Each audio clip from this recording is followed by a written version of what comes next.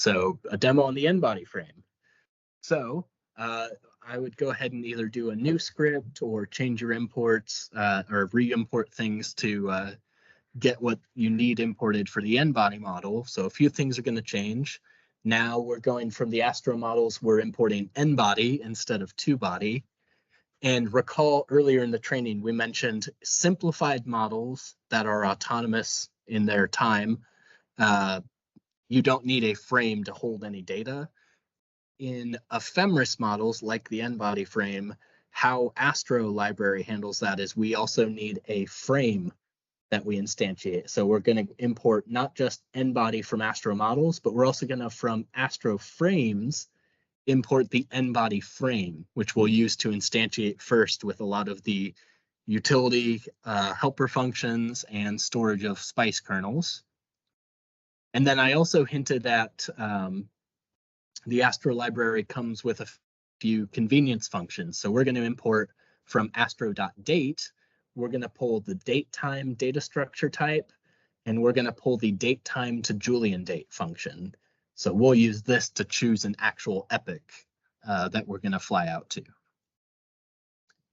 Then depending on which file type you saved your initial conditions as, you're going to either need JSON or pickle to be able to unpack your solution from the previous run.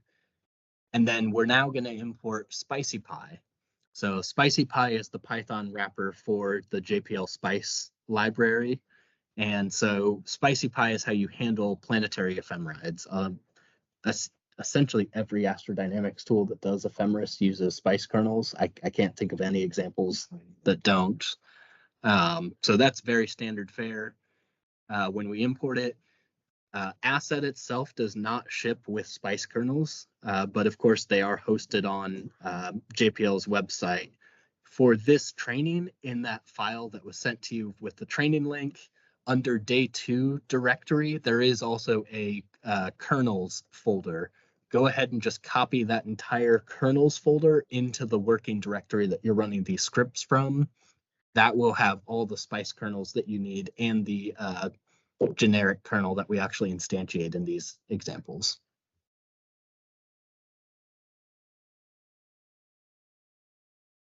So I'll give just a minute or two to get that the import set and to get the Spice kernels moved over to your working directory. So remember, you need those in the same directory structure as the script that you're about to run, because the code that I demonstrate here at least references your local working directory. Okay, I think everybody's all set on imports, so we're going to move on next. There was the reminder, you don't have to just use JSON or pickle. You can use any kind of data structure like CSV, or I've been suggested feather files a lot. Yeah, so one of the things that you, with pickle as a word of the wise, it's just an arbitrary binary format. So you can store anything as a pickle. And so if you're using it within your own code or whatever, yeah, that's probably okay. If you get, pickles from Aaron, that might be strange. Right, don't distribute. Because you can download websites and do other things with pickles. They can do arbitrary executions. If you're looking for something that's fast, I would recommend the feather format, which is based on Apache Arrow. And so that was written as a means to take CSV type or like Excel type, like tabular formats. If it's just like a quick thing like our trajectories are, then you can, that's probably the fastest data type or data structure that I've found that you can use. If you need something a little bit more complex where you have multiple tables, then you can use something like HDF5 that you can actually organize them in a directory kind of thing. And those are pretty fast too. The later two are binary. So. Okay. Yeah, good reminder, good point. We've saved things off as NumPy arrays. You could also do NumPy save to write a NumPy file. So true. And if you're really into that flavor, NumPy or SciPy can save to map files from the MATLAB inclined. Oh, true. Good point. Way to port that out too. Yeah. So yeah, this training used JSON or pickle for this, but save data however you work best for that. So let's talk real quick the n-body frame, the model definition here. Everyone's I know is familiar with it, but so we'll go fairly quick here. But so the n-body frame is a planet-centric ephemeris model. So the origin of your frame is at still the center of whatever body you're instantiating it to, but we're leveraging JPL spice kernels now for ephemerides and for frame definition. So while the two-body problem has just an arbitrary right-handed frame in Cartesian, the n-body model, you actually instantiate in the frame what JPL spice kernel defined basis vector frame do you want, like J2000, ecliptic, any of those, any model that's defined by your spice kernels. So again, models in assets from the Astro library are the ODE classes that you can instantiate, and now you have an ODE object. That's what we're treating models as. Frames are utility classes that you'll instantiate first for these ephemeris type models. The frames are going to be where you pack spice ephemerides and things like that, and then you use the frame to instantiate the ODE, the model itself from the frame. So the next step, we're going to establish constants and frames. Here I've got the radius of the moon. I added a 28-day cycle of the moon, so an approximation of the angular. And now we're going to add a new spice.furnish. So this is why we had to move that kernels folder into our local working drive, is we're going to just furnish from that kernels directory the basic kernel.txt. If you've worked with spice kernels at all, this is all very familiar. If you haven't worked with it, essentially all that's happening is that basic kernel is going to supply to our spice instantiation any spice kernels that are in that kernel directory.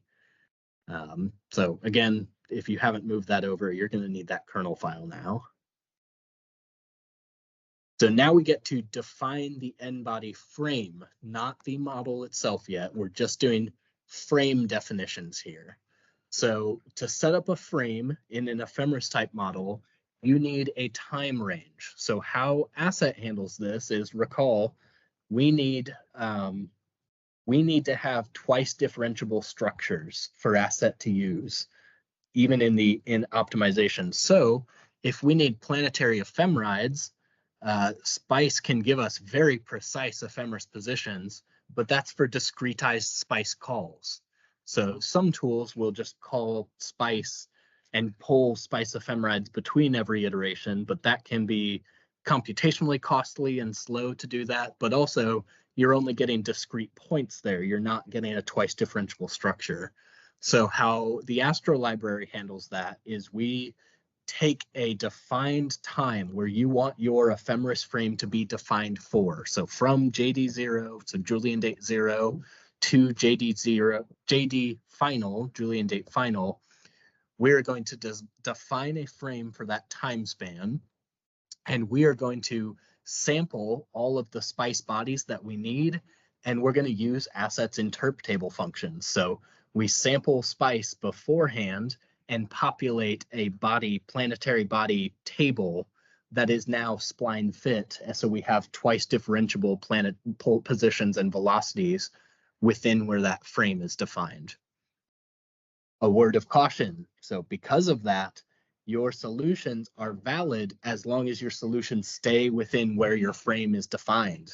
If you start going outside of your frame definition, you're now extrapolating an interpolation table for these planetary locations. So the benefit is significantly faster than any of those tools that are having to call Spice every iteration. The trade-off is that you need to make sure that you keep your solutions bounded within where your frame's defined. So to do that, we've got the code examples here. We've furnished our Spice kernels. We're going to set up the frame. So we need some initial Julian dates. These frames in Astro expect Julian dates, but I don't know about you, but I can never take just a time and in my head compute the Julian date number. So that's why we imported that init date time, that date time data structure from Astro. So now we can type in the year, month, day, hour, and minute that we want to define. So now this init date time is a date time structure of March 14th, 2015 at 9:26. But we want Julian date. So we're now going to use that date time to Julian date from Astro, passing in that date time data structure. Now we have the actual JD0 that we're going to define our frame for. And then we only need 2 days here is what I defined the frame for. So I defined it out to an arbitrary 2 days, because recall our lunar orbits were low lunar orbits. So we've completed everything in, less than 5 hours for our optimal solution. So this is well over and sufficient time to define our frame for. So now we're going to instantiate the frame. So frame is going to pull that n-body frame, and we're going to put the string of what our central body is, because Spice under the hood uses planetary strings to identify some things. So we hand in the string, so in this case moon. Then we pass in the same inputs that we did for the two-body model. We're going to pass in the dimensional gravitational acceleration and the dimensional characteristic length that we want our frame to use. Now we pass in JD0 and JD final, so the Julian dates that we want our frame defined for. Then the next input, this 3000, so we've defined a time frame that we want spice bodies defined for, and we're going to populate an interpolation table. Asset will now use this next input. It will take that many linearly spaced samples in time from JD0 to JD final of all of your spice bodies to populate your spice body table. So if you're working in long time frames, if you're trying to propagate for years, which of course incurs all of the numerical risks that you get for long propagation, you need to make sure that your spice frame is densely populated to adjust for the large time scale of the Julian date range that you're instantiating. So here, 3,000 points over 2 days for the moon is essentially overkill, but we're taking no numerical hit for it at this scale. So we put 3,000 sample points, but now there's a spline fit between all of those. So we have a twice differentiable position of any spice bodies we have. Then we're going to define, okay, we've got a Cartesian set of basis vectors. What are those basis vectors actually aligned to? So unlike the two-body frame where it was just arbitrary, here we can align it to an actual existing astrodynamical frame. So we're just going to do the string of J2000 because that's by far the most common, but any frame that's defined within your kernels you can use as this input. Here is also an optional tag. If you need J2 effects, you can do frame.add P1 J2 effect, and it will turn on J2 gravity instead of point mass gravity. Higher order gravity models are developed. I don't think they've been pushed to GitHub. So I know, Tim, you had asked about version 0.4. I believe those are coming when we finally are able to do that final push to 0.4 with a few of the things James mentioned earlier. So we've instantiated a frame, but right now it's still the only body in it is the central body. So let's add some perturbing bodies. So we could do frame.add spice bodies and pass in strings of what other bodies do we want to apply perturbations to. So here we got the major contributors to the moon. We've got the Earth, we've got the Sun, we've got Jupiter Barycenter. You could add, Pluto and Charon if you wanted to. You can add whatever is defined within your spice body spice kernel pool. But here we just got the major contributors, and anything beyond that's not going to alter your solution. So we've added the spice bodies to the frame now. So now our frame is set up to handle all the ephemerides we want. So we can use it to instantiate our n-body model. So the frame goes into the models, the first input.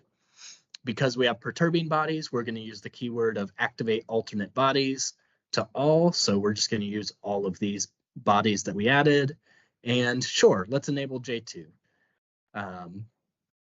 Then we're going to spawn off an integrator as well from our model, and that is standard fare. And then once again, we've got a frame defined. Let's get these non-dimensionalizing functions pulled together so that we know how to speak to our code in dimensional terms, but still get it appropriately non-dimensionalized.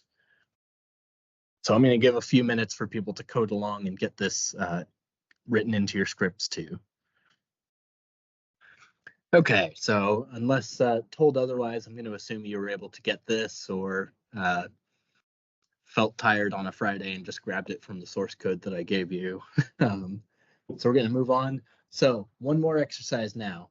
So you've got this new script, you've instantiated the n body frame. Remember, you've got the same basis vectors as your 2-body frame. It's just now you've aligned your basis vectors with J2000. So let's do one more exercise here where you try and do the same mission conops that you had from demo 1, doing it with the n body frame. So it's of course going to reuse all of the constraints and functions that we needed from that last exercise. So you can just copy those from your previous script into the new one, or honestly, you could be doing this all in one script of converge it in 2-body and then converge it in n-body. So the functions you use can definitely be saved into a separate utility function. If you find you're using the same vector functions over and over again, because sometimes there's just very useful ones, you can just save another script that has those that you can import into projects. You could package it up as a Python module and import those into projects. So if you find yourself reusing utility functions, you can definitely store those off as a personal library. And, okay, so the challenge is to redo that same mission conops now using n-body model that we defined. The one thing to keep in mind, this is actually a pretty quick and easy exercise. The thing to keep in mind is where are these phases actually coming from, or what are we doing to instantiate these phases? What do you have to change to use this new model? So we're going to give just a few minutes to do this, let you get oriented and run it. But yeah, hopefully you're seeing through this exercise that once you converge something in a simplified frame that has the same basis vectors, it's pretty trivial to now upscale your resolution into an ephemeris model. Alrighty, not hearing anything else, we will move on. Here's that final solution. You'll notice it looks almost identical to the idealized, but that's low linear orbits for short amounts of time. The ephemerides are really not changing your solution very much at all. But you've now got the methodology down for doing something like a higher altitude orbit change or a longer duration orbit change or something with a low thrust engine where the ephemerides might play a part in it. So